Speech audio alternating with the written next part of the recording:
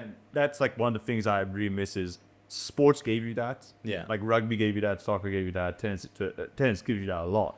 There's not a lot of opportunities for that when you're an adult. Like no one goes fucking crazy when you submit an Excel sheet at work, right? Like that's. I mean, depending on which company you work for, maybe they'll be like, yeah, he did it.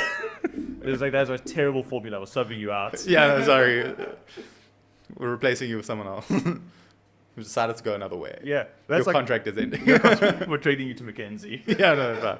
But that's like one of the things. Like you don't get those opportunities with instant gratification anymore, and that's why powerlifting was so much fun. No, 100%. But like, that's anything. Like, once you're done with like high school or university where you've got sports and things like that, like you need something to strive for. Yeah. That's why they're like, oh, everyone turns like 28 and then they start training for a marathon. Yeah. And it's because you need something to like give you meaning in life besides just your mundane job that you go to 9 to 5. You need to like achieve something, aspire for something. Like if you just sit around doing nothing every day. Do you think your job has to be mundane though?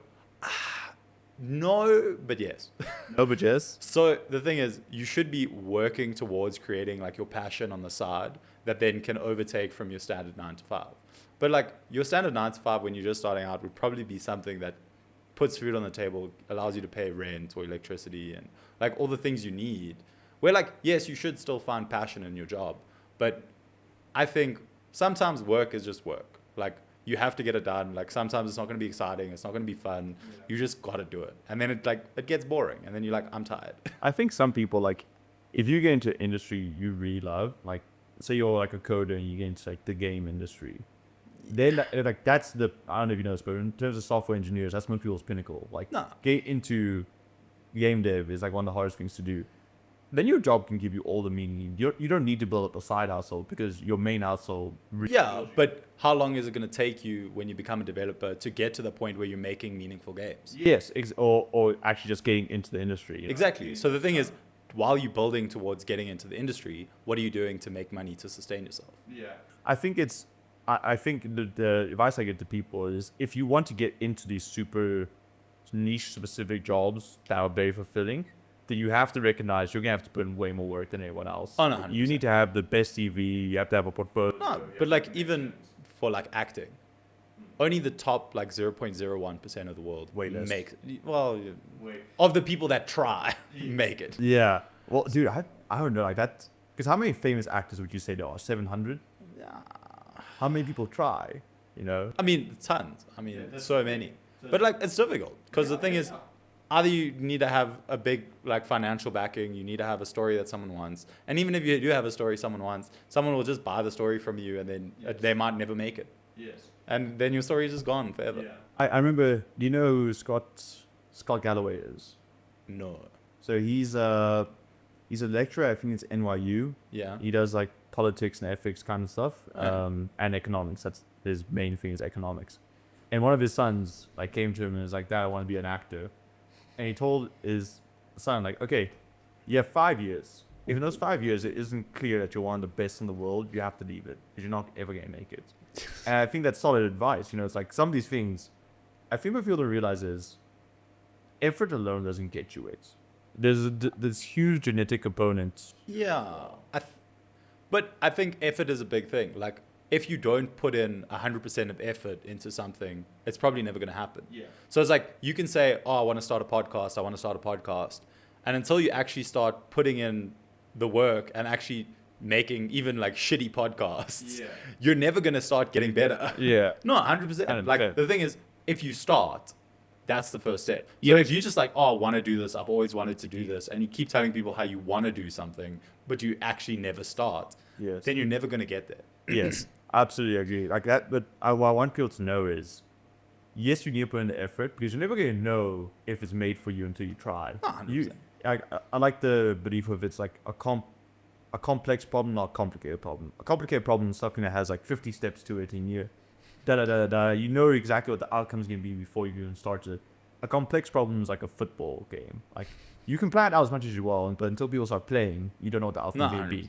And it's the same thing with anything talent-based. You know, you can say you think you'd be good at powerlifting. You can be like, oh, I got long arms. Yeah, my tailor's going to be mad. They're mad. Until you actually pick up the weights and like, oh, I'm just not that strong. You know? I mean, Fair, but even with powerlifting, a lot of people, they'll train to be okay. Like they won't train past their limit. Like I saw a reel today where it was like most people think they're training hard until they train with someone that actually trains hard. And then you realize, oh, I've been training at like 40%. Agree, dude. I hate people that do RPE stuff. It's like, oh, I'm going to get to RPE or free. My guy, you don't know what failure feels like. How are you going to get 3 reps shy of it if you've never experienced it? Fair. I mean, I'm not a fan of RPE, but just because like I like pushing the boundary. So like my biggest thing is I like CNS training. So CNS training? Yeah, so basically you push your body to like the absolute limit so that your CNS capacity just increases. Wouldn't that just be an RPE of 1 then, or RPE of 0? Well, RPE is perceived exertion, so then you go 10. RI sorry. reps yes. in reserve. I'm thinking of RI, yes. Yeah. So it's that same concept. Yeah, basically just going to like reps in reserve of 0 every day. Do you do that for every single set? Or Pretty much. Pretty much, dude. That is taxing on your mental. Like I'll try and do, if I do like 20 sets in a workout, I'll try and do 16 to RI 0. All of them failure. All of them absolute failure. All of them failure. But then you have to do extremely low volume. No, like even like I've got like backoffs of like 8s to 12s now. And like you do that to like absolute failure. I'm supposed to hit 12 reps and then I hit like 10 because my body's just like, nah, not today. How many sets though? 3 sets. Okay, you see that's I could. But that's just with compound. And then you go to like actual accessory work and then you do like 4 sets of like 12 8 to 12 on compounds. Yeah. Dapper. Well, now I'm off season, yeah. That's crazy, dude. For me, it's just not fun. I love it. You really do. I love it. I feel like I like pushing my body to its absolute breaking point. I love being sore. I love training hard. The one thing I don't like is injury and things that feel like injury. And like for me, having a squat bar on my back for 12 sets at like 140, it feels like I'm getting compressed to the shell of my spine. I'm gonna struggle to walk. Like during the session, like your lower back starts feeling it, but like, yeah, it's great. Like you finish like your top set of squats and you're like, I need to go throw up now. It's just so good. It's like your best feeling. You're just like, I'm dying. What's your current goals? You said so I currently just need to get a 700 total. So like that's just 700. So that's 702.5. That's the minimum qualifying standard to lift for your country. 700 and 2.5. Yeah. What was the point at 2.5? I don't know. That's just the number they came up with. That's what you got to get. I don't know. That sounds so. I think it gives you like at like a standard 105 body weight. I think it gives you like an 85 GL, which is really high. Well, yeah, it could be 85 or like I think. Yeah, it's about 85, 88. If I explain what that is for the people that don't. Oh, a GL. So I actually don't even know how to give a proper explanation. So it's basically just the threshold of how strong you are compared to your body weight. Yeah. So it's some mathematical form. Yeah, some mathematical like dude figured out that like if you want to compare a 74 kg lifter to like a 120 kg plus lifter, it kind of makes it fair based on body weight versus weight lifted. But most like elite level athletes are lifting like 100 GL points and higher. So elite level powerlifters. Yeah. So I mean, even to be like a national powerlifter, like I mean, the person that got best national this year did 105 dots. Last year was 103, 102 dots. Was it Scott? No, it was Stian Dupree. Oh, really? Yeah. So he did 845 kg total.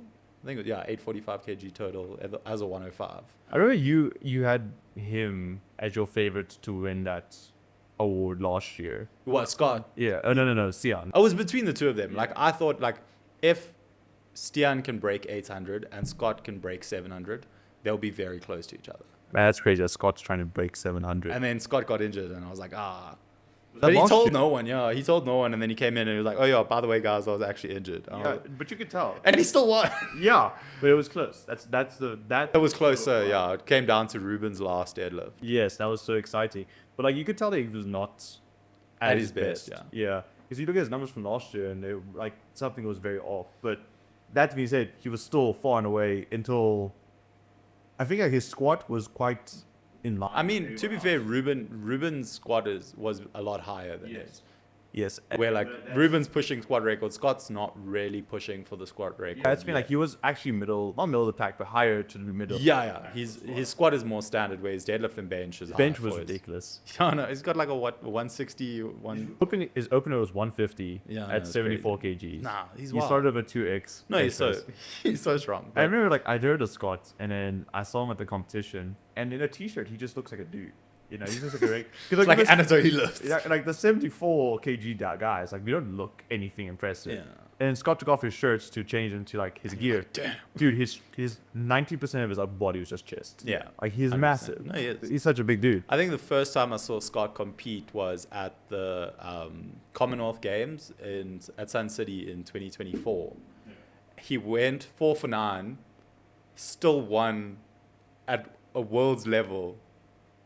Like a Commonwealth level, he won Commonwealth. For those of you that don't know what 4 for 9 means, so in powerlifting, how it works is you have 3 lefts: squat, bench, deadlift, and you get 3 attempts for each one. So like, if you try like going 100, 110, 120 on bench, and then you get 100 within like the rules, basically like the bar Yeah. touches your chest, you pause, you go back up, then that counts. And if you're 110, you fail, and you're 120, you fail, and you're 100 is your best. He's saying that out of Scott's 9 lifts across bench, squat, deadlift, only 4 of them were valid, Yeah, I and think he still won. Yeah, I think he got 2 squats, 1 bench, and 1 deadlift. So his opening bench and deadlift won him the.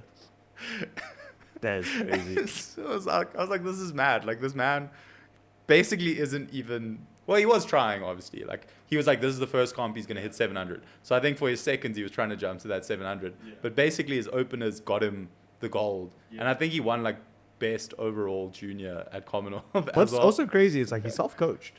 That's crazy, actually.